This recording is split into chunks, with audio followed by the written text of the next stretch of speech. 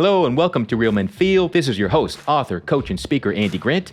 Thank you for joining us today as we talk about the sometimes messy world of dating and relationships. If you are struggling to find that special someone, it may be because of your lack of love for yourself. To explore that, I invite you to book a one-on-one call with me. Visit theandygrant.com to learn more. That's theandygrant.com/talk because you are worthy of love. My guest today is Kimberly Hill. Kimberly is an international dating and relationship coach who supports men to attract and keep healthy, loving relationships.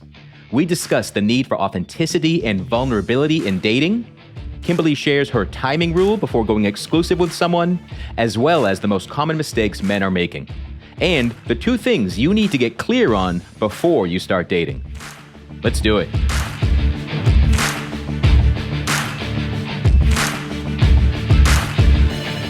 Hey, Kimberly, welcome to the show. Hello. Thanks for having me. So, Kimberly, did you become a dating and relationship coach because you've just always excelled at outstanding relationships? Yep. No, definitely not. I don't know anybody in this world that excels or is outstanding at relationships, to be fair. No, I wasn't particularly very good at it. I was, getting into a relationship seemed easy, but picking the right person, I have no idea. And I had no idea how I showed up in relationships. So I just kept doing the same thing over and over again and expecting a different result. And I never got it. Well, so eventually you must have got it. Did you work with people on relationships, or was it your own kind of self-study and experience lead you into coaching? Both. So my story is a little unusual how I ended up in this field. I mean, I tell people that I used to work in financial derivatives before I did this. And they go, how on earth did you leave that and become a dating and relationship coach? And it's a great question. The truth is, I honestly did not think I would be in this line of work. I ended up, buying a one-way ticket to Bangkok, Thailand many years ago to do an overseas travel when I was still in university. And it turned into living overseas for 10 years and finding myself in a field of finance. And it just so happens that that field of finance is very masculine dominated. I mean, I was probably one of two women that worked in the Sydney, Australia office on a floor of 100 men. So I've always been around men, but I didn't know that I was going to end up coaching them on dating and relationships. In fact, I had a very solid, strong career in sales and marketing and management and product development and everything to do with financial derivatives. But throughout that, I was working with men, reporting to men, hiring them, managing them, and also seeing the struggle and the battle that men who had solid corporate careers were facing when it came to balancing their personal lives and their relationships. So I'd see these guys going out and drinking till like 1 or 2 in the morning and then coming into work the next day. And I was wondering when they ever had time for their relationships. And I know a lot of these men started opening up to me about what they were going through because, well, I'm like that. I'm non-judgmental, and maybe I was the only girl that they could talk to that kind of understood them. So was your own circle of seeing men struggle in relationships and being surrounded by so many that's why you focus on men now?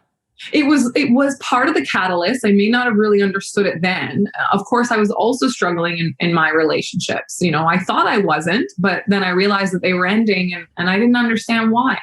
And sometimes it was me ending them. Sometimes it was other people ending them. And eventually I actually started working with a coach myself. And I am a coach, so I know the benefit of actually having someone just listen to you and also support you on how to move forward. And through the coaching relationship that I had, I recognized that was when I wanted to change careers. That's when I had that kind of aha moment where I went, okay, I'm good at this finance stuff, but I feel like what I really want to do with my life, if I get to choose, is work in a career where I get to support and mentor and help other people. So that was like the first catalyst of shifting. And then, Andy, it was like a mess. I mean, how do you start a coaching business? How do you know how to support people in this way. So I spent quite a lot of time figuring that out, improving myself in the process, and then getting every qualification you can imagine, because a new coach thinks, well, how am I going to help somebody? Right? They're going to want to know that I have a certain level of education. So I went and did that. And of course, really the truth is the majority that I have learned has been from the men that I've coached. That's where the real experience comes from that I have. Yes, my personal experience. Yes, what I've learned from an education standpoint. But what is invaluable is the lessons that I have learned from the men that I have worked with. And it makes me a better coach as time goes on. So yeah, that's a weird way that I kind of ended up here. That's great. And anyone looking at coaches, I always only hire coaches that have coaches. Like you want someone who's used to that relationship. So I see so many people I'm not sure what to do. I'll become a coach. And they just call themselves that. And also what you're describing rings true for me. So I've been coaching people since 2010. Once has someone asked me about my credentials and training. Yeah. And it just, it's your, no one can argue your experience. That's your uniqueness. That's your flavor. It's everything. Yeah. For sure. I 100% agree with you. On a few occasions, people have said, well, what are your skills? And I tell them the qualifications I have, but honestly, you're right. It never comes up. And most people choose to work with a coach because the fit is right. Yeah. And I think that is really, really important. And yes, want to make sure they kind of know what they're talking about if you're paying them good money, for sure. But yeah, there are a lot of junior coaches out there that are definitely worth their money too, because the truth is a lot of people just really need to be heard, right? They need a fresh perspective, one that's not coming from their friends or family, because it often is biased. And that's one of the most impactful things I do. Of course, I teach men a lot as well.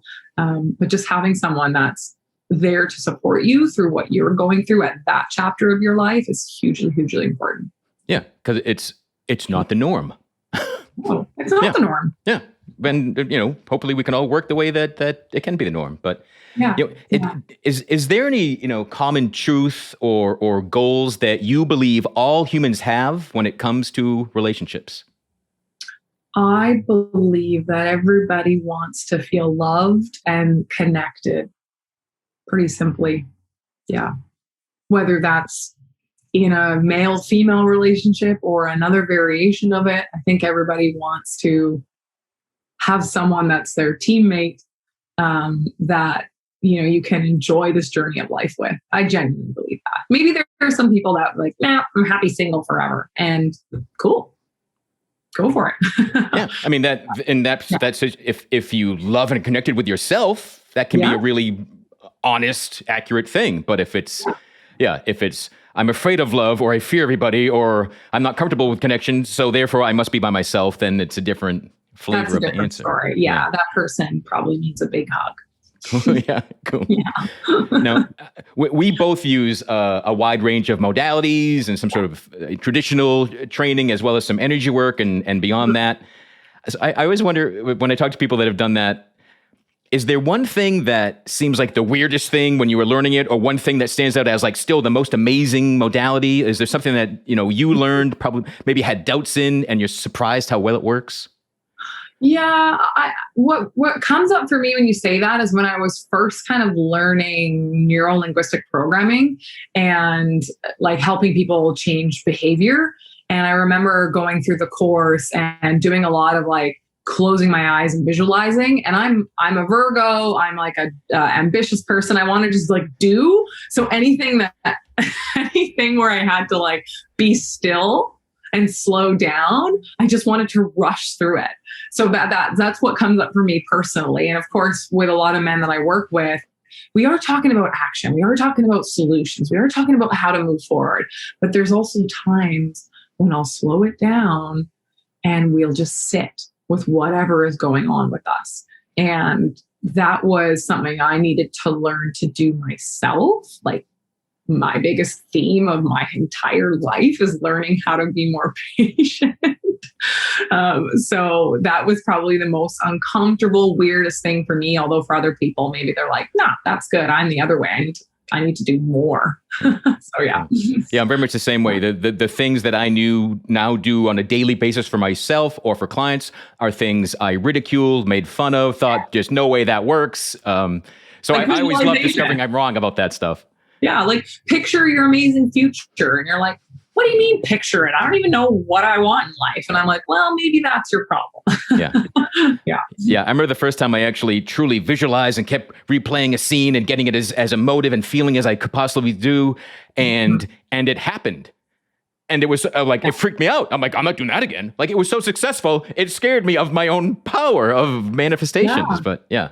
Well, like I think I watched the film The Secret when I was I feel like everything happened when I was 16, but clearly not.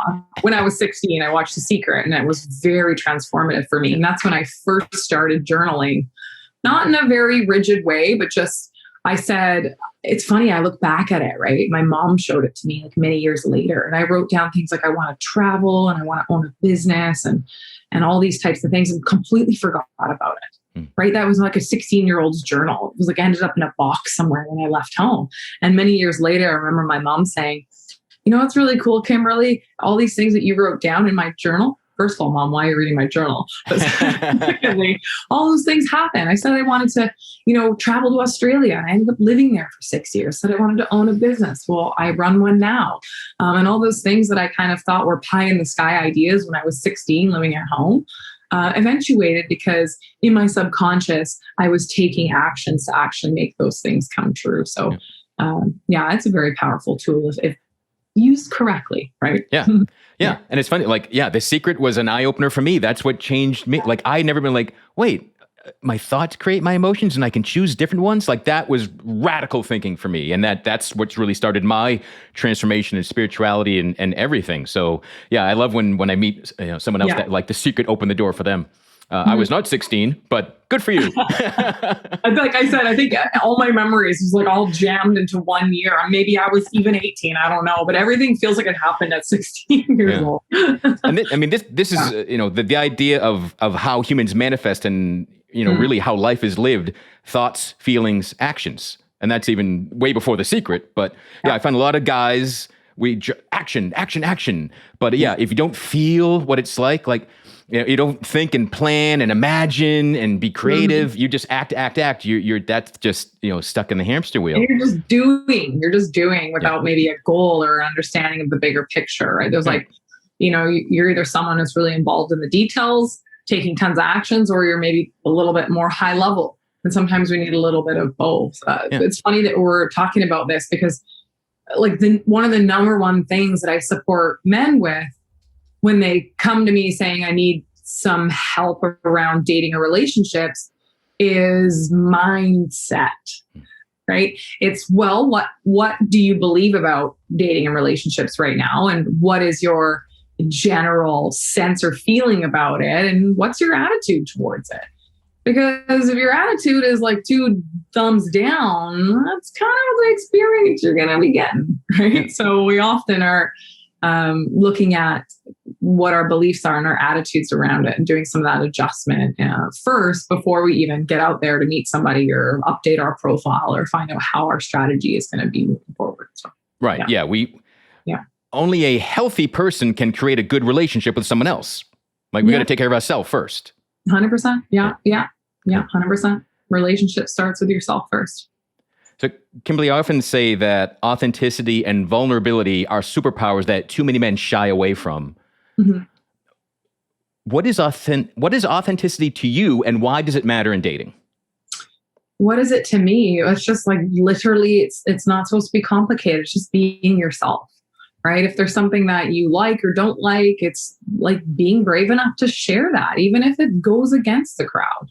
And that leads into vulnerability, right? Vulnerability is not just, my emotions, right? It's not just about sharing your emotions. Vulnerability is also walking up to a woman and asking her out, knowing you could be rejected. Vulnerability is also disagreeing with your partner, right? Vulnerability means so many things. So it's essential that not only are you being yourself, but you are acting yourself too. And I think that's where vulnerability comes in. A lot of men that I work with would probably consider themselves really nice guys. They're really conflict avoidant, right? They don't want to upset anybody. So guess what? They live their life kind of like a shell version of themselves, and they wonder why things aren't really working for them. And it's because they're not really working for themselves. So, most of the times it starts with, well, what is courage and bravery to you? Because learning to actually just be yourself and be okay with it is what's actually going to get you the success and the right relationship. Because if you're trying to be somebody else, maybe you'll get the girl for a while, and then she's going to wonder who you are and what's going on and why you're not compatible. It's because you're trying to be the version of a man that you think that she wants. Right. She'll figure that out. Yeah. Yeah. Yeah, it's so true. And I often tell guys that the only definition of masculinity that matters is yours. Totally. 100%. Yeah. So I've often heard from guys that, we're told that women want us to be vulnerable and share our emotions and be open and authentic. And then they are. And, the women then ridicule, well, that's too much. They weren't expecting what gets unleashed. So do all women welcome vulnerability in men, or? No. Okay. No, they don't.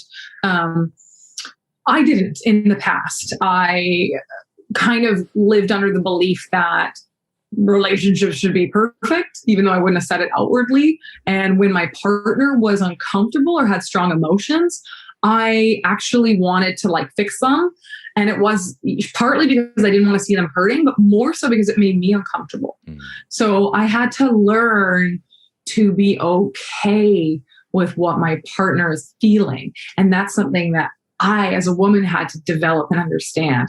Not every woman is going to know how to do that, right? So, but that doesn't mean that men shouldn't be vulnerable or authentic. It means that when they are, if the woman that they're dating or the friend that's around in their life isn't receiving that well, then maybe there's a question to be asked there around, is that the right person to be in my life? Now, when it comes to vulnerability, especially if men are starting out being vulnerable for the first time, I don't recommend just completely dumping your life on somebody either, right? There's a scale to everything. It's you can start small, right? You don't need to. Vulnerable does not mean you go on a first date with somebody and you share your sob story of your life. It's too much for anybody to handle, right? They want to get to know who you are. So share a little bit, right? Start small, work your way up, get to a point where the other person, you're comfortable with them, and then you can divulge more and more over time.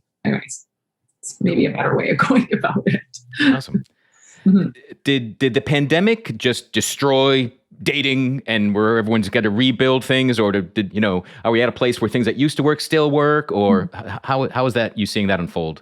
Yeah, that's a fantastic question. No, it didn't destroy dating, but it might have destroyed people's mindsets towards dating, right? For people that I have worked with during this pandemic who are a little bit more of the avoidant type, which are wanting intimacy, but really scared of it, have used the pandemic as a major reason why they're not going to go out there, why they're not going to put effort in. And it's pandemic this, pandemic that. It's just so much easier for me to continue to isolate myself, which is really not a good idea.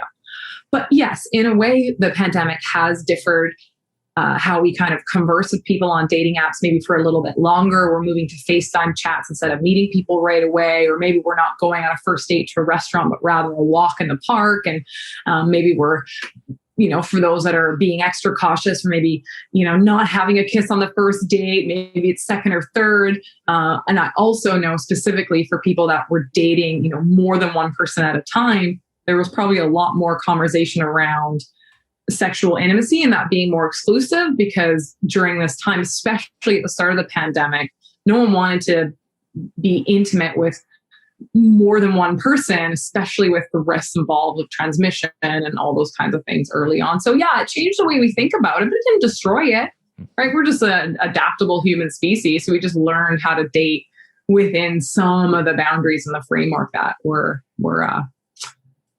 put in place as a result. So you did warn against that emotional heart dump, not a brain dump, but an emotion dump, onto someone as, too much too soon. What else are common mistakes that guys are doing in dating now? First and foremost, not valuing yourself enough. So just thinking you're not good at dating, or that you're not ever going to find someone that's quality, or that online dating isn't for you. Oh, I hear this so often. I just don't want to do the online dating thing. It's not for me. Well, it's actually for everybody, right?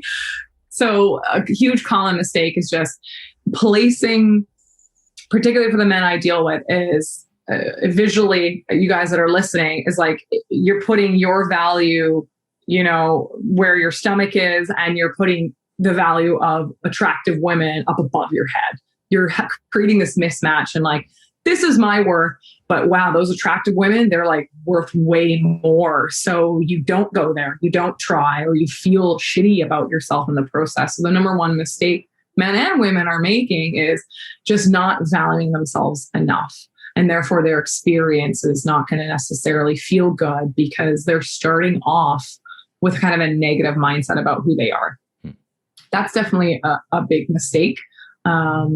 And a lot of us are making it, right? Another one for sure is, for the anxious type of dater, is like really rushing into a relationship. So, oh my God, somebody likes me? Okay, I should propose to them and lock this shit down. No. That actually used to be more like myself. I wasn't even aware of it, but I never really dated to get to know someone. I dated to see how I felt and how they kind of like the affection they gave me. And if it made me feel good, then I wanted more of it. And it ended up turning into a relationship. I never really said to myself, what kind of relationship do I want to have? Or what type of person is going to be compatible with me? So we don't ask these questions. In fact, we place more value on love than things like trust or respect or compatibility. Because a lot of us really do want to be loved. So as soon as we get a little glimmer of that, we're like, we want to lock that down. So a mistake that men can make, especially if they're coming off the first point, valuing themselves lower, is then when they are getting affection from a woman, they're like really holding on to that. They really want to keep that person around to make themselves feel good. And then they may realize later on that they have nothing in common, that their values don't align. And now they're like, oh, it's too late. I've married her. We have 2 kids. So slow it down. Right. I'm not an advocate of having like rules around dating, because I think people just need to like go with what feels good for them too. Also understand themselves. But I would say maybe as a rule of thumb, at a minimum, date somebody for at least 3 months before you decide to be exclusive in any way, shape, or form. Like 3 months isn't even that long, right? If you're only seeing each other like once or twice a week to start off, or maybe it's even once a week, that's not that many interactions to decide whether this is someone you want to like build a life with. So slow the F down. Cool. Yeah, on top of that, and related to authenticity, what we've talked about, like I've seen in the lives of friends and coworkers, during courting time and dating time, they act like someone else and fake the same interests and do all this inauthentic stuff.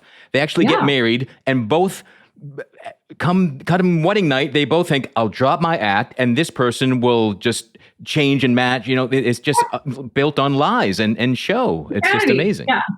Yeah, that's like a whole facade. Also, like, how much time and effort does one put in to try and be someone they're not? Yeah. If you hate something, hate it and own it. Yeah. Right?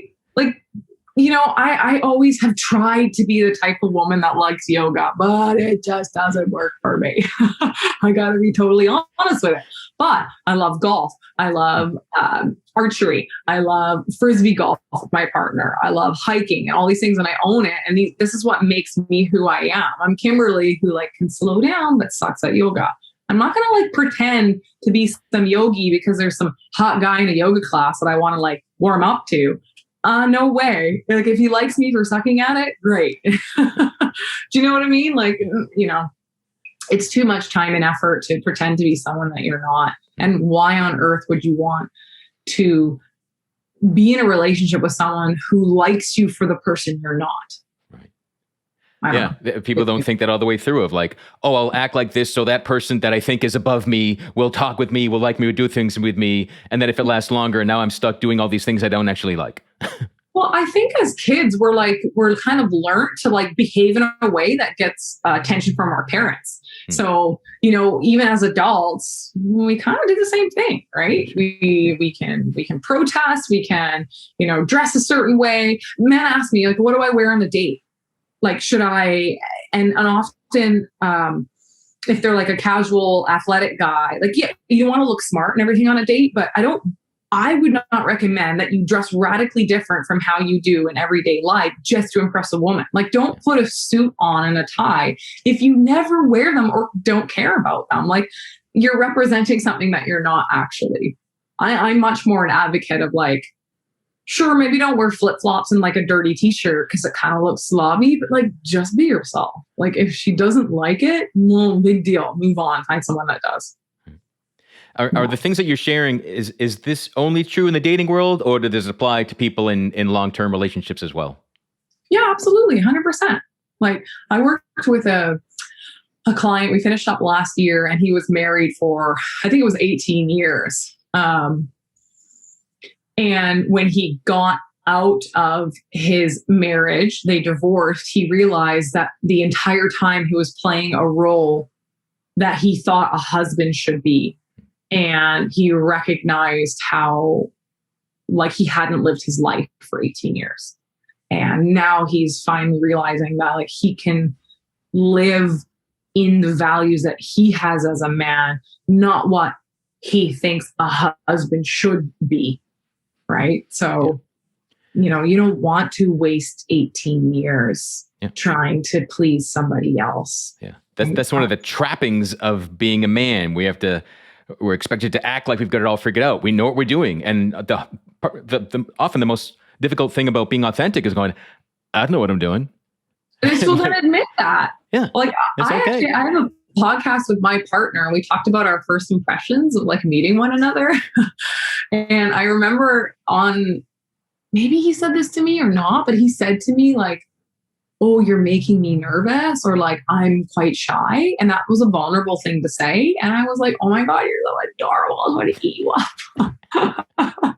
So like leading with like his authentic self. And he's like, he can tap into that like warrior masculine side. And he also can be like really soft and sensitive. And I really enjoyed seeing both sides of him. It made me feel, in fact, vulnerability with the right person makes you feel connected and more close to them. So, that's what we're really aiming for, is a deep level of intimacy, which means knowing somebody else and being deeply known. I love that. Mm-hmm. Cool.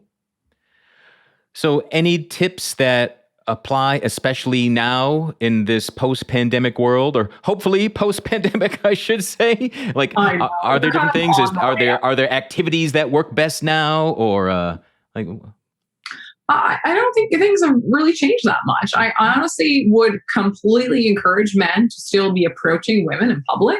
I hear a lot, oh, that's really creepy. Oh, it's extra creepy now that we're wearing masks. And I'm just like, no, that's what you believe. If you feel like it's creepy, it's probably going to be creepy, right?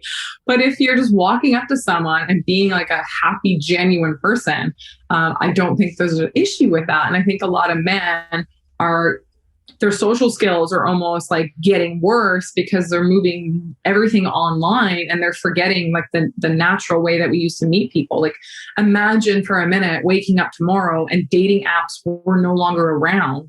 What are you going to do? Right? It's a good question to ask yourself. How do I want to date in like air quote regular life and air quote online as well? Right? Don't throw yourself into online 100%. You also need to be like learning how to be social and get out there. One of the biggest like issues that a lot of men have, not all of them, and women too, is we're isolating ourselves. We want to meet people and date, yet we're hiding at home. We're watching Netflix at night. We're staying in our same social group of 2 or 3 people. We're not putting ourselves out there, and we're wondering why we're not meeting somebody. Well, the answer is very obvious. You're not actually putting any effort to build a community or get out in the world. Right. As I said, part of being vulnerable is that willingness to take a risk. 100%. Yeah. To get a no, to get, get away, weirdo, you masked weirdo, whatever. Yeah. And even if you're wearing a mask, don't have a mask that has like angry teeth or has some, if you forget that you have some image on your mask that might not be put on your dating mask, whatever that might be. Face on there or something like that. I don't know. Right. And that even could be a great icebreaker as you're trying. Maybe you do. Maybe there is a dating mask and it is something that's different and unique that is authentic to you.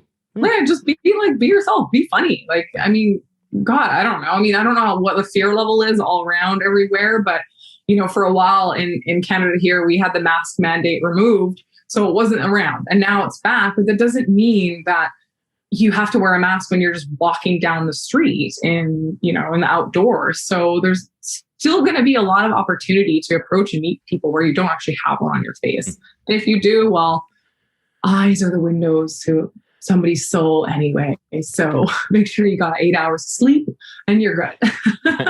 Cool. Yeah. Do you believe that there is a right person for everyone? I don't believe in soulmates or that there's like a perfect person out there. I think there are a lot of people out there that can be compatible with you, because really what I have learned and what it really boils down to is value-based characteristics are what are more important for compatibility than similar interests. So if the two of you, I'm going to use golf as an example because I'm obsessed with it. And so is my partner, and we golf all the time. If the two of us really loved golf, great. We have a wonderful common interest. But if I wanted kids and he didn't, we have a huge value mismatch, right? And what's really going to keep us in the relationship? Golf or wanting the same thing out of our relationship? So I think it's really important for people to understand that too. Yeah. Cool. Yeah, because this, and I'm glad you use that term. Soulmates is something that one of the things I do are Akashic record readings, and people come like, "So who's my soulmate?" And this is my soulmate, and the answer usually is like, "That's not a thing." Like, or you can have a soulmate this weekend. That there's not one person that you are destined to be with and never again. And if you miss that one person, you are just screwed. You've ruined it. And like, imagine if people thought that and it didn't work out, then how more devastating it's going to be. Like soulmate, I think that I've had many soulmates in my life, because people that have come into my life that I super bonded with at that period, and then we almost don't even talk anymore. Is that a soulmate? Maybe for a period of time it was. Yeah. But there are right and wrong people for us, I think, right? So I think I use the word, I think on my website, are you ready to find a relationship that's right for you, or the person that's right for you? Because that's what we need to be looking at, not, hey, are you looking to find your magical unicorn dream person that never does anything wrong and never fights with you? Like, sorry, doesn't exist. So what are some signs that you have that right person, that you're in that right relationship for you? Definitely how you feel around them. We have to understand, obviously, this also breaks down to a lot of the work I do is in my free dating handbook for men too, is getting clear on two things: what you don't want and what you do want. So it comes to maybe behaviors you won't tolerate, or we can call them red flags. So we're all going to have had some kind of relationship in the past where we'll learn certain behaviors that we don't want to tolerate. And we have to understand what that looks like first. And then make sure that when we're getting to know somebody, we're not seeing these unhealthy patterns emerge, or signs of abuse or toxic relationships. We got to make sure that's gone first. And then in terms of someone that's right for you, do you feel like you can be yourself around them? Because if you can, that's a really great sign. Do you understand the difference between love and infatuation? Right? Something really important to understand for yourself too, because when we do meet someone, the truth is hormones are raging through our body, and we actually think that person is perfect and they can do no wrong. And that's not true. So obviously we want to be able to feel like ourselves around that person, and we want to be able to understand that in terms of the relationship, that there's a shared vision. So back to the values, do we want the same thing out of life? somebody could be right for you for like a month or two and you could have a lot of fun, but long term, they're not going to be the best match for you because maybe you've done your traveling and you're wanting to like settle down and get a home and have a family. And they're like, oh, well, I'm actually like planning to go backpacking for a few years. Like is that the right person for you at that time? I don't think so, because you're wanting different things from life. So obviously feeling like you can be yourself around them, having some alignment in terms of where you both want the relationship to go is a really good sign. And then there's all the other little things that happen. Like, are we having fun together? Are we integrating in our families nicely? Do we share the same views on religion or spirituality? Do you want to have kids or not? Do you value marriage or not? These are all really important questions to understand. I had a friend who dated a guy for, I think it was 9 months. And then they had the talk about kids and realized they were on different pages. It was 9 months of getting emotionally attached to someone to realize then we're actually not right for one another. So I always say, have these conversations pretty soon into dating someone. Right. Yeah. Cool. Kimberly, is there one top thing that you wish more men knew? I wish more men knew that they were awesome and that they should really value themselves. Because the truth is, a lot of guys, like, especially today, we're looking at like a society of men.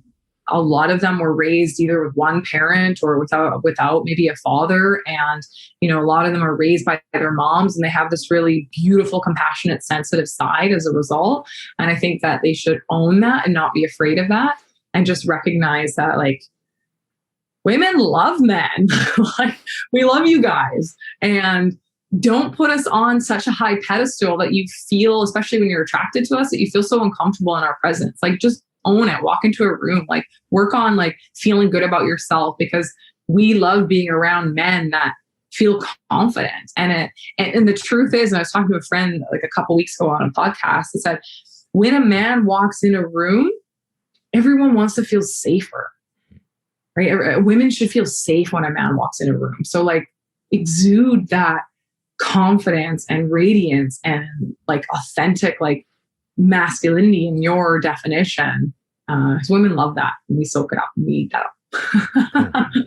Yeah, I find time and time again that especially guys raised with an absent father, resulting in commonly called the father wound, and can result in, nice guy syndrome. But if you grew up always trying to please your mom, be a good boy, and, almost read their mind and emotions, then that's the kind of man you're going to be unless you get some awareness and make some changes. And that, I don't think that's not what women, some of them might like that, treat me like your mom. But women jump right into that mothering role because they also like being a caretaker and a fixer. But the truth is, then you're lacking what the attraction or polarity is that is needed to like desire your partner. So if you're always like in that motherly kind of relationship with someone, well, let's be real, you're not really going to be wanting to jump their bones. So understand that polarity as well is really healthy and really necessary. Cool. Yeah. Is there anything that you wish more women knew? To compliment your partner more versus criticizing them. So stop telling men in your life what you don't want them to do and start appreciating what they are doing. It's like Pavlov's law with dogs, right? It's like, don't, it's reward the good behavior. Yeah. Nobody wants to feel criticized. And I'll be the first to admit that in my previous relationships, I was very quick to point out the inadequacies of the person I was with. It was clearly a reflection of my own inadequacies or my insecurities that I was feeling, but I would project them on my partner. Now, I wasn't an awful person to be with, right? We had lots of great times in our relationship, but I was very quick to roll my eyes or criticize when someone didn't do something well. And I didn't pump up the person when they were doing something really amazing. So it wasn't the nicest thing. And I've learned to really fix that. And so I think for women out there, like, especially women that are in marriages that have been with the same guy for a while, and like you're starting to notice his patterns and the things that he doesn't do well, shush.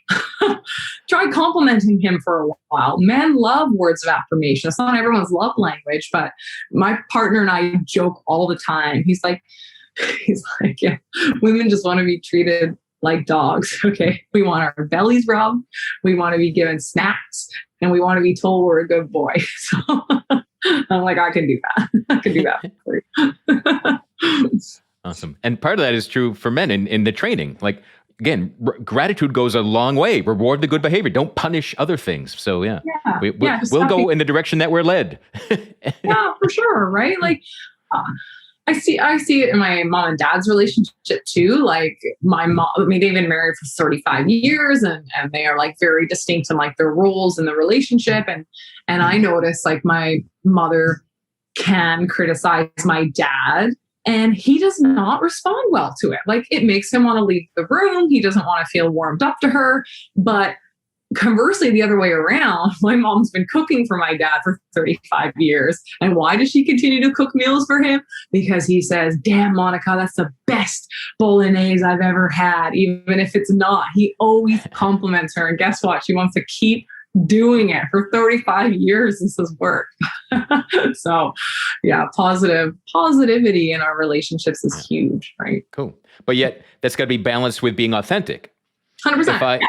If I got to keep praising something that you're doing that I actually don't like, well, now I'm putting myself in a corner there. Yeah, for sure. Yeah, be genuine about it. I mean, right, he genuinely can't cook for shit. So like everything she makes is amazing for him. It's totally genuine. Awesome. Yeah. Cool. So Kimberly, I've really enjoyed this, and I love when I think is so important for men, things like authenticity and vulnerability, when they come up time and time again in a discussion with someone else. So what's the best way for people to connect with you, see what you're up to, learn about all your offerings? Yeah, thank you for that question. There's so many different ways. I guess one of the ways to kind of start to get to know me and some of my content is to just download the free dating handbook for men that I've created. It talks about 5 mistakes men make, some tips on how to overcome it. And then it gives you access to where you can connect with me. But if you want to just reach out to me directly, I'm hanging out on social media. You can personally DM me on Instagram at Kimberly Nina Hill. And likewise on my website too. There's a form that you can fill out to just book a consultation with me if you are wanting to get support around dating and relationships. I work with 2 types of men that are single and that want to date or just newly dating and want to make sure they're doing it in a way that feels right for them. And I also work with men that are already in existing relationships that want to deepen their connection and really also want to work on themselves and their life balance and making themselves feel really satisfied. So depending on where you're at, if you're in any one of those situations, I'd be more than happy to have a conversation with you and just support you in any way I can. And if it's not me, I know lots of other people that are great to talk to as well. So including yourself. So yeah. Beautiful. Awesome. Well, thanks for joining us, Kimberly. Thanks for joining us, everyone, for tuning in, listening. I hope you found some new ways to navigate that messy dating world, or discovering that you are in a deep, committed, beautiful relationship. And that's even better, right? Get out of that messy world. But wherever you're discovering Real Men Feel, please subscribe, share, like, give a comment, a review, let someone else know about the show. You can reach out to us at realmenfeel@gmail.com anytime. I always love to hear from you. And if you're exploring coaching, if you want help with relationships and dating, talk to Kimberly, talk to someone. Ideally, talk to a coach that's been coached. Talk to a coach that has coaches. Talk to a coach that's willing to talk to you to see if they're a good fit. Yeah. If you want to explore your life and how more authenticity and vulnerability might help you, you can book a call with me. They call them a free clarity call, and visit theandygrant.com/talk. But if something's bugging you, talk. Yeah. Get help. Raise your hand. Open up. Share it with somebody. Please. Because you deserve to be loved and connected and to live a life that feels good. Amen to that. I love it. Cool. Until next time, be good to yourself.